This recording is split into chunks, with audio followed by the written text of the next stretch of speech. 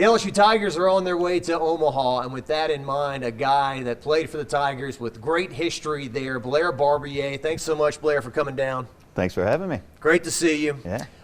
When you look up like blue-collar player, guy who wasn't afraid to get dirty, eye black. The good old days, yes. The good old days. The good old Jordan days. Thompson wears the eye black too. Yeah. Oh yeah. They got all. This team's got all kind of swag. It's great. Well, 2 national championship teams, right? 97 when you guys pretty much ran through everybody in the postseason for the most part, huh? You know, that was what a good run. It was totally different, the 2 runs that we had in 97 and 2000. 97 we started out top of the country and really never looked back. I mean, ranked in the top 10, eventually got to the top, really felt good about where we were, felt good about the arms that we had, the bats. We could hit 1 through 9, a lot of home runs, obviously. And we just kind of ran through, but it was really different in 2000 where we had to overcome some obstacles. Got Tre Hodges back late and were able to make a nice run. So. Yeah, 2000. I just started at KLAX television in Alexandria. It was a dream for me to even be there in Omaha, to be covering it, right? I was like everyone else, just recording it, watching. But I remember that game against Stanford. For a while, it appeared like, well, maybe these guys are just better. But LSU came back, right? The guy whose brother was the punter, Witten, right? Jeremy Witten, big hit. And then, big hit, no doubt. Was not looking good. It was kind of a gloomy, dark day. It was a little drizzly. It was early in the morning. And I remember Stanford had a lot of momentum, a lot of sweat. You know, they had a feeling like almost it was their time. And I remember us eventually getting aggravated enough to do something about that and, make that run late. But they had 2 really good arms going at us that day. But so did we. We had Brian Tallett and we had Tre Hodges. And I think that offense hit 340 as a team. So we knew eventually if we could just keep them close, we would pop a big inning, and luckily we did in dramatic fashion. You had a big hit in that game, didn't you? Or 2? There was there was a home run barrage late. Got one going. Then I think Wally Pontiff walked, and Jeremy Witten came through with a big home run. Eventually, Terrio leads off the next inning, and Cressy drives him in. I mean, so it was. But again, 30 minutes prior to that, not looking too good. Yeah, yeah. Well, just that was the deal, right? That's it. Skip Bertman, the former player, said he prepared us in the fall. He put us in tough situations. He tested us, and there were just so many situations when you went there, the old Rosenblatt, that your back was against the wall, but somehow, some way, somebody came through. It's so true. I mean, Coach used to talk all the time. He used to say, somewhere in America. And basically what that meant was somebody today is going to come back from 10 runs, 9 runs, 8 runs, whatever it may be. And I kind of conveyed that to the team earlier in the year when Coach Johnson asked me to chat with him. You're going to go through so many things, but this team for sure certainly has the talent to overcome a lot of those obstacles. Whether you go out and score 5 in the first or they score 5 in the first, with a talented team like this, you're always in it. And you've seen that throughout the year where they've gone out and just blasted somebody, or times where they've had to come from behind. I really love this team. I think that's the mark of a really good team that can come back late in games, win them early, but they're prepared for all of the different scenarios that inevitably are going to be presented to them over the next couple of weeks. Real quick, since you mentioned it, you mentioned Wally Pontiff. And for a lot of people, I guess, maybe that's just a name on a wall now with 31, but for the people who actually interacted and were there with him, I had just started at Channel 9 working at that time. And it's funny, you remember, so 9/11 was the previous fall, and then I remember that phone call in the summer of 2002. Those are those things that you don't forget when you get that phone call and I heard Wally Pontiff passed away in his sleep. What kind of teammate was he? What kind of person was he? We had a really special bond, both being from New Orleans. His freshman year was my senior year, right? So naturally, we came together. He had a lot of questions about, just college life and then baseball, but really smart, really nice, genuine person that I learned a lot from too. Really loved his family, still do to this day.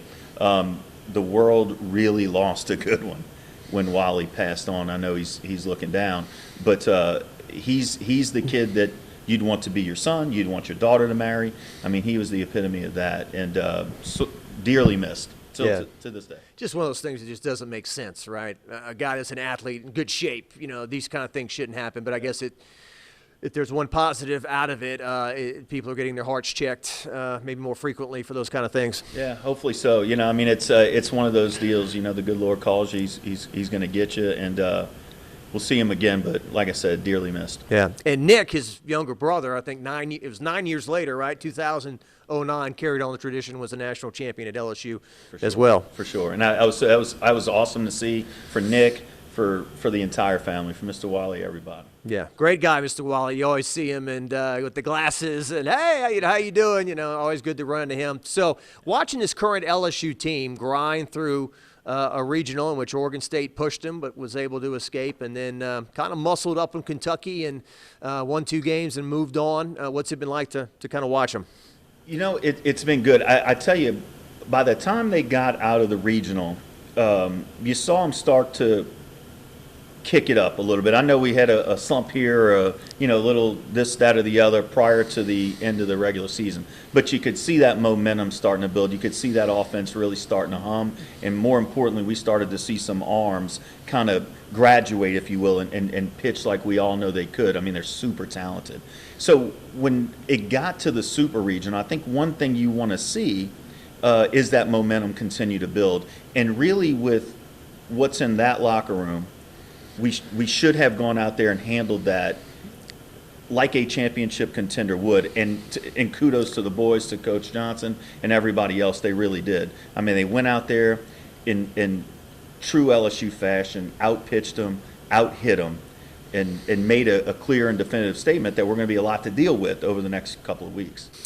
You know, the NCAA had the final say on Saturday, right? There's certainly a lot of talk about Coach Johnson and his influence and Paul Skenes and all that. We ain't coming out, that type of stuff going on. But look, if he ticked off 30,000 people for 5-6 hours, exactly. 30 hours later, when you're 2-0 and going to Omaha, everything's hunky-dory, right? Yeah. So I mean, it is a tournament at the end of the day, and perhaps they had some influence. But there are tournament directors, et cetera, making the decisions. And I can't imagine. I wasn't able to be here, but I can't imagine how electric it was in the stadium that night.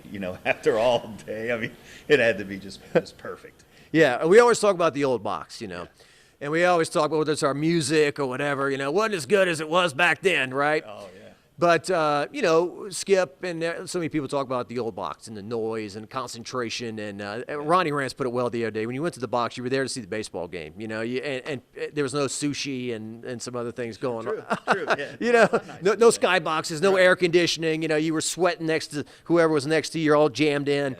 But I think the new box, 14 years later, is starting to carve out its own legacy because it was very loud this past weekend.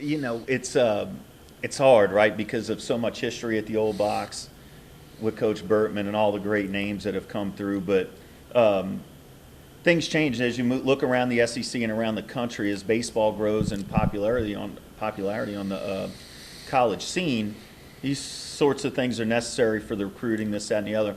I mean, you put another, 30,000 seats, you got a big league stadium here, but it was good to see it rock, and it's certainly rocked in the past. There's no doubt. There's been plenty of big games here, but this place over time is going to carve out its own niche in that history for sure. So the old box, is there a memory that stands out to you? I know there's so many, right? I remember we interviewed this guy in 2008 when they were about to tear the thing down, and people were emotional. Like, we don't want to let this place go, man. We don't care how nice and shiny and new the new box is. We don't want to leave the old box, but what sticks out there? There's one game that definitely sticks out the most, and 97 we talked about earlier. I mean, we really had a run, really felt like it was national championship or bust, and we're playing Long Beach State. At that time, it was the 6-team regionals. Yeah. So we had South Alabama beat us in the 3-0 game. We had to come back and beat Long Beach State and then beat South Alabama twice. It was a lot of rain that regional, and we wound up playing them pretty late at night. Going 14 innings. I believe we scored 7 in the 14th. You might have to fact check me there. But for sure, we were the visitors that night. We were losing by 1 going into the 9th. Eddie might have led off the 9th, or maybe he was second, whatever, but he hits a solo home run to send us to extra innings. They had an All-American out there, Arabadrosian, I believe was his name, that was just cutting us up, and Eddie poked one out to keep that season alive, and then got rolling pretty good after that. Was that the Coogan game, we call it, when Skip got ejected? That was the game Skip got ejected. I mean, the place was electric. It was going nuts. Yeah, Skip came out, and I was right there. I remember the umpire had he was from Boston, so he had that good thick accent. He was yelling back at Skip. Skip's hat was backwards, and I was like, as long as we win, this will be amazing. As long as we win tonight. But and the genius of Skip to pick your spots, right? Because I think I asked him one time, how many times were you ejected? 3 times in your career? 2. 2, yeah, I think 2. Not right? 3, 2. Okay, so yeah, he was great, and he got away with a lot, right? Because he could yell at the guy from the dugout and call him a butcher and a lot of other things, and they would just kind of look and hope he would stop because he was Skip Bertman, So he got away. It's not as though he was never on them, right? I mean, he would definitely let it go from the dugout, but honestly, and I think this is part of what helped us, and I know he did as well. He was big on us getting over it pretty quick. Like, let it out and then be done with it. They have other jobs, this, that, and the other. He had a lot of other sayings, but we can't worry about that or let them determine if we're going to win or not. Yeah, it's the Kim Mulkey thing, right? She can yell at them a little bit more, maybe get away with a little bit more. You earn that capital, right? I mean, yeah. and so like Coach Mulkey or Coach Bertman, I mean, they've earned the right to not be thrown out quite so fast. Right? And believe me, I've sat down there next to the opposing bench when they're playing LSU Mulkey, and I hear what they have to say. Oh, well, you're going to let her just yell at you all day, right? Man, So I heard many coaches go out there and say, he gets to yell whatever he's pointing at our dugout, and he's just smoking a cigar, so it's great. Great times. It's got to be great, too, that still in the year 2023, Skip Bertman just turned 85, and he's still around, and he's still very sharp. He might confuse the Bon Jovi concert in 1993 as opposed to 1989 or whatever it was. But, I mean, he's got so much in his brain that maybe, it's hard. It all kind of runs together. But still great to have him here. It is, and I'm fortunate enough to be able to still get with him quite a bit. And you're right. I mean, his mind is sharp. Last time we were together, he literally, I had to go back and look at the moment he was talking about. He's like, I should have brought Furness in '98. We'd have turned the double play, got out of that inning, and have been, I swear to God, we'd have won the national championship. And I'm like, what is he talking about? So I had to go back and pull through it, and okay. He was back, and we didn't turn the double play, but so his memory's still there, thankfully. We'll go to lunch, start at 11 and end at 5. And it's just the best times. 98, was that when the wind shifted? Got it was blowing out and it started blowing in. Y'all lost 2 to USC. That's right. Yep. Got cold. A lot of pranksters on the LSU teams, certainly back then. And I didn't even bring sweat meets the middle of the summer. I didn't even bring any kind of cold gear. And I remember before practice they called and said, hey, wear your sweats. It's cold outside. Of course not. Somebody's playing a joke until you walk outside and you got to turn around and borrow sweats. I think I went up there, one of the smoke trips, got up there and it was 50 degrees or something like that. But what is going on here? Yeah. So a lot of times people say when they go to Omaha, man, wouldn't you like to live here? Because it's June and it's 70, 75. And they say, well, come back in the winter when it's 40 below. Right. See if you change your mind on that. Doug Thompson told me a story, and I want to get your perspective of it. So you go to lunch with Skip and Doug, and LSU had just had their first football season with Nick Saban. Mm-hmm. And he had turned it around pretty good from Jerry DiNardo's last year, was 3-8, so they go 8-4. They win the Peach Bowl, and it's a great debut. And then Skip tells you and Doug they're going to be erecting statues of this coach one day, and he's going to go down as one of the greatest of all time. And you and Doug were like, well, he's pretty good. He went 8-4, but it was another case of Skip being able to see the future. As he always could. I mean, that was the only time, like I said, fortunate enough to spend some time. That's the only time where I thought maybe he's losing it. Because, we're going to erect statues and if we won a few games, but we're far off from that. But he saw it, he knew it, he had spent a lot of time with them. And when folks like that talk, right, they kind of speak that same language. They really know what's most important to getting a group of men or women to come together, be motivated, and be able to win games. So, I'm joking, but I figured we might have a good one, but I thought it might have been a little far-fetched, but obviously he was right as per the usual. Yeah, no doubt. And LSU's current skipper, Jay Johnson, and look, I think I'm trying to put this correctly. I think Paul Mainieri's run is not appreciated maybe as much as it should. I mean, if they win in 17 and they've got 2 natties instead of 1 and everything, I mean, they were like a national seed 7 years in a row. LSU's still the #1 program in the country after Coach Mainieri's stay here. Oh. And what he did. It got a little stale at the end, and it was time for a change. But they had said from the get-go with Jay, this is a reboot. It's not a rebuild. Right. And look, I think that any other program, they'd put statues of Paul everywhere. And Paul pulled down a national title, 6 or 7 SEC titles. Kids were never in trouble. Ran the program in a wonderful way. We've been blessed here at the baseball facility to always have really, really good coaches. I mean, when you go, from Skip on, it's been really good. And I think Paul did wonderful by LSU with what he brought to the table. And I think Jay is continuing in that, right? It's a new era now with NIL and, I don't want to say the carousel of coaches or the carousel of players, but you've got to do it slightly different.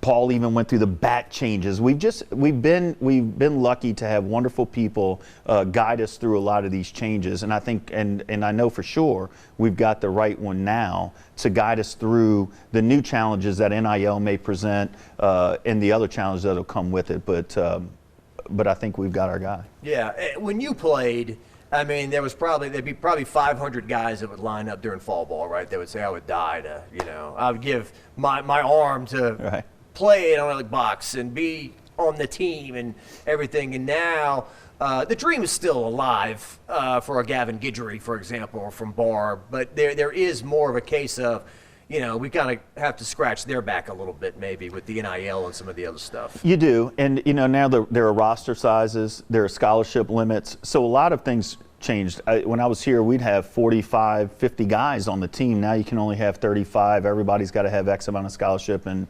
tons of other rules there. So, yes, it does make it slightly tougher. But Jay is going to find the talent here in the state. And he's also going to really recruit on a national basis, which LSU as a brand, I heard Scott Woodward say, LSU is a brand, and we're going to attract the players. It's hard because Jay's got to figure out of the 40 righties that throw 95, which one's going to translate here, and that's always the difficult part. You can get the kids here, which ones are going to translate, how do you develop them, how do you motivate them, how do you get to play together, play for that interlocking LSU. On your chest as opposed to the name on your back. I think when I got to the SEC tournament, somebody told me there were 700 people already in the transfer portal at that point. I believe it. And it kind of reminds me of the NBA draft where guys go pro and everyone thinks that it's going to work out for me, and then maybe you don't get drafted sometimes, and then maybe in the portal maybe you're not as liked as what you thought you might be. That's true. Yeah, I mean all those things can come to reality. And I think the other thing that comes into a more clear picture is what NIL really is. This is not, kids playing for millions of dollars. I know those stories are out there, but oftentimes you're getting in that portal, you want to see what NIL is going to do, and then you realize, maybe it's not that much, or it's a 2-month or 3-month contract. So everything's kind of evolving with this new state of the union in college sports. It's not Angel Reese money, okay? Right.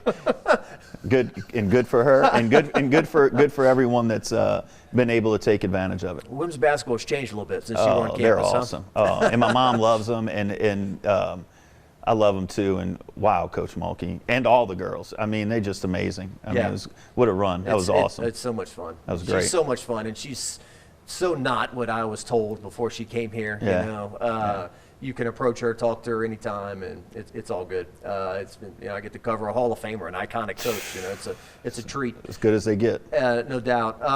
The one thing I was rooting for Southern Miss to beat Tennessee. I'd like to see the scrappy mid-majors get their shot. It just seems like, to me, it's going to get harder and harder for those guys. And LSU's a have. It's not their problem. Yeah. But for the have-nots, I mean, you were in Omaha when the Raging Cajuns went that year. That's right. And you kind of want to see those mid-majors get their shot. It looks like it's getting harder and harder. It will, and it's going to, we'll see how the NIL shakes out. But you can make the case that it's going to get harder and harder. I think that baseball is one of the beautiful sports because, there's 9 of them out there, and that one pitcher can really make a difference. We sort of saw that, with Southern Miss and with Tennessee. The problem gets into when you get in these tournaments and you get to a best of 3 and it goes to Sunday, or you get into the losers bracket. LSU's going to have a full roster, or Tennessee's going to have a full roster of pitchers, hitters, et cetera. Which gives them a clear advantage. Yeah, it does feel a little crummy if a guy goes to Northwestern, for example, and that coaching staff coaches him up, and he becomes a great player, and it's like, we'll take him, that kind of thing. It does, and but for Jay and his staff, all they can do is play by the rules, right? He's certainly not writing the rules or anything. They roll him out in front of him, and he plays by him, and that's all he can do. The rules of engagement is one coach told me. There you go. Yeah, well said. Yeah. You either get on board, right. Right. Either stomp your feet, or you get on board, or you get left behind. That's it. Right. So, all right. I want to get your take on a few guys on this roster. Dylan Cruz, right? Generational talent, conversation, greatest in LSU history, or at least greatest position player. Your thoughts watching him? It's that's a mouthful just to say. Greatest in history. I mean, there's a long list of people you need to jump. Great college players, great professional players. But when you look at his body of work from the time he got here and the damage he did offensively, and then watch him play center field, I mean, this kid can really do it out there. Hard to say that he's not, honestly. And I know that, like I said, I know that's a mouthful with some of the folks that have come through here before. But, whew, man, that's what you want it to look like right there. Right. And we can say it now. And let me say this about Dylan, too. I know he's a great teammate, and I know he's a good person off the field, but when you see your best player, we're talking about this kid being the best player maybe to ever play here, and then you're in the first regional, game's pretty much in hand, in the 9th, and he's still diving off of walls, hitting walls and going for it. When you see your best that committed, and it lets you know how hard that kid's working off the field. It lets you know what he means to the teammates. You saw them all looking. So I think it's more than just how good he is offensively or defensively. What he's done in the locker room, who he's been around Baton Rouge. I think that should be noted as well. Yeah, and now that it's done, we can say it. It would have been a little tough to say greatest in LSU history, but he never played in Omaha. That's kind of a tough thing. It's hard. I'm glad he's getting to do it. I'm glad for all of the guys that are here that haven't gone yet, that they're getting to do that. I hear you, but not that it was his fault. Exactly. If something would have happened this past weekend that didn't allow him to, I still think we're in that same conversation. Yeah, and then you got Skenes, right? So you and I grew up watching Ben McDonald. I still remember going when they played the artist formerly known as USL, the Raging Cajuns. For some reason, he was pitching a midweek game on a Tuesday or a Wednesday, and everybody was like, you got to go see this guy Ben McDonald pitch. And he shut the Cajuns down that night. I think they packed 8,000 people in the park. But so I think Skip is still partial to to his guy, to the son he never had, maybe. Of course. But Skenes, man, he just brings this like football physical presence where he's just going to run you over, and he does. He is the definite. We talk about pitchers. That kid's a horse, right? I mean, he would be the picture in the dictionary when you talk about a pitcher being a horse. I mean, 6'6", 250, 100, even into the 9th. I mean, that's what you want it to look like. It really is. And same thing for him. He's a wonderful teammate. He's wonderful around the community. The good Lord's blessed him with a lot of talent, and he's gone out there, worked his tail off, and gotten to this place where he is today. I hope there's going to be one more step. I believe he's going to be integral in leading us to a national championship. But again, both of those guys, amazing talents, amazing teammates, and really amazing people. I think that's, it says a lot. That's a lot for LSU, and I think that's wonderful. And Tre Morgan, no one has brought more electricity to first base than he has. Right? And I love Tre. Same high school, and same thing. They bring a lot to LSU. LSU's history is amazing with the people that have come through here. And when you talk about those three and others in there, I mean, they've really done a nice job of adding to that history, adding on top of what a lot of great folks before them have done. And again, I say that off the field as well. Yeah. And then you got like young, new, emerging players like this Gavin Guidry. You know, I interviewed him after the game when they punched their ticket to go to Omaha. We've had a fly in here that's been bugging us. If only we could scoop it up like this guy scooped up ground balls over at third, right? It'd been over a long time ago. But Gavin Guidry, interviewing him on the field after the game, I say, you're a freshman, you're on a team with Paul Skenes and Dylan Cruz and all these guys. Like, yeah, they're all pretty amazing, but pretty much I feel like I belong here too. Yeah. You know, I'm pretty good. Yeah. And so that's the kind of swagger. The kids call it dog. He's a dog. He's got dog in him. No you doubt need that about kind of confidence, right? Yeah. I would say that in some people it comes out a little bit more. I think that everybody in that locker room kind of has that belief in themselves. It's part of the reason why they got here. It comes out a little bit more in others, and some feed off of that. You could see him out there. I mean, he is intense. He's talking to himself. He's talking to them. I mean, he's really feeling it. That's who he needs to be. He needs to be himself. Whereas some others, like Dylan Cruz, is not kind of as outward as that. But you better believe he believes that. And I think that's part of being able to compete. But more so than being able to compete and be successful, it allows those guys to get up. It's not always going to go great. You're going to fail out there. And that sort of belief in yourself allows you to get up and get back to being who you are. We'll end here. To win in Omaha, you've obviously got to be very good. Do you feel like you need some luck along the line? If I were to wish the team anything, they've got all the talent they need. They've got all the pitching they need. They got all the hitting they need. They can play enough defense. They've got what they need. What I would wish for them is a stroke of good luck, some good fortune. You always need it. You need the ball to bounce your way a couple of times. And if they get that, again, I think we're going to be a lot to deal with. He's Blair Barbier, kids 25 and under. Look him up. All right. Do your research on one of the all-time greats. And, of course, guys like me and older, we all know and watched him and enjoyed every minute of it. Blair Barbier, thank you. Thanks for having me.